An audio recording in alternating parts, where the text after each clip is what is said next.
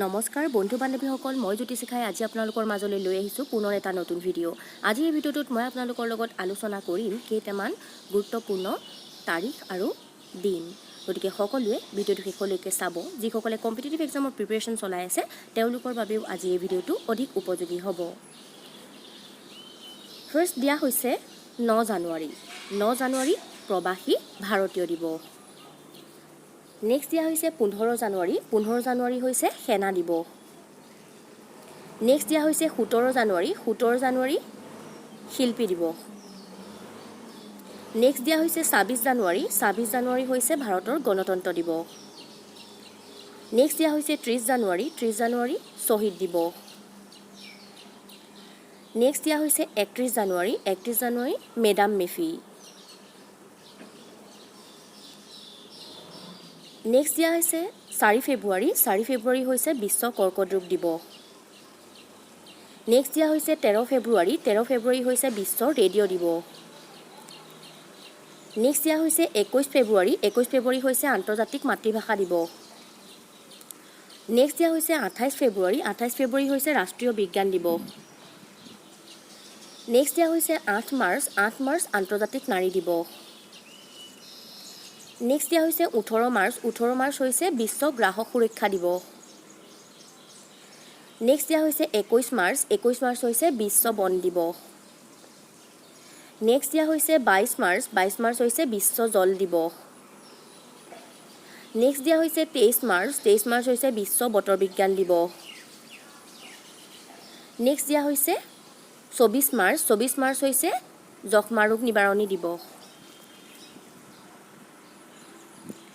Next দিয়া হৈছে 7 এপ্ৰিল। 7 এপ্ৰিল হৈছে বিশ্ব স্বাস্থ্য দিৱস আৰু আলফাৰ প্ৰতিষ্ঠা দিৱস।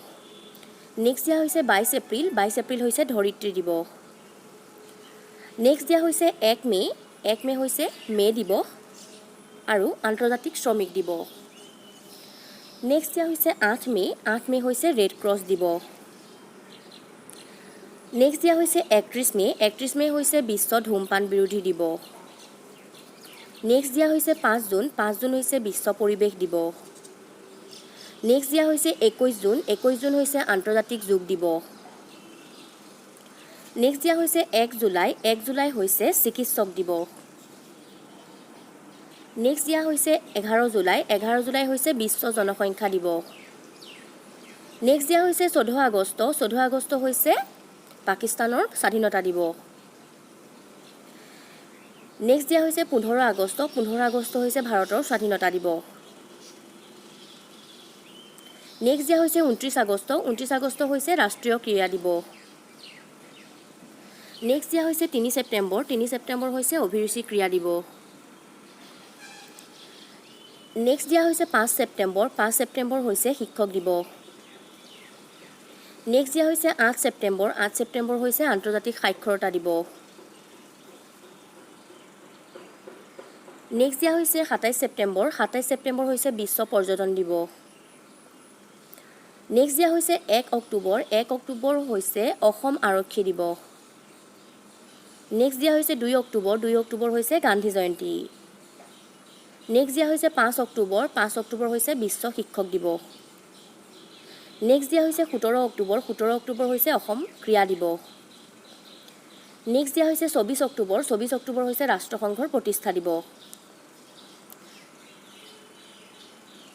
নেক্সট দিয়া হৈছে 14 নৱেম্বৰ শিশু দিৱস। নেক্সট দিয়া হৈছে 20 নৱেম্বৰ। 20 নৱেম্বৰ হৈছে বিশ্ব শিশু অধিকাৰ দিৱস। নেক্সট দিয়া হৈছে 24 নৱেম্বৰ। 24 নৱেম্বৰ হৈছে লাচিত দিৱস। নেক্সট দিয়া হৈছে 1 ডিচেম্বৰ। 1 ডিচেম্বৰ হৈছে বিশ্ব এইডছ দিৱস। নেক্সট দিয়া হৈছে 2 ডিচেম্বৰ। 2 ডিচেম্বৰ হৈছে চুকাফা দিৱস।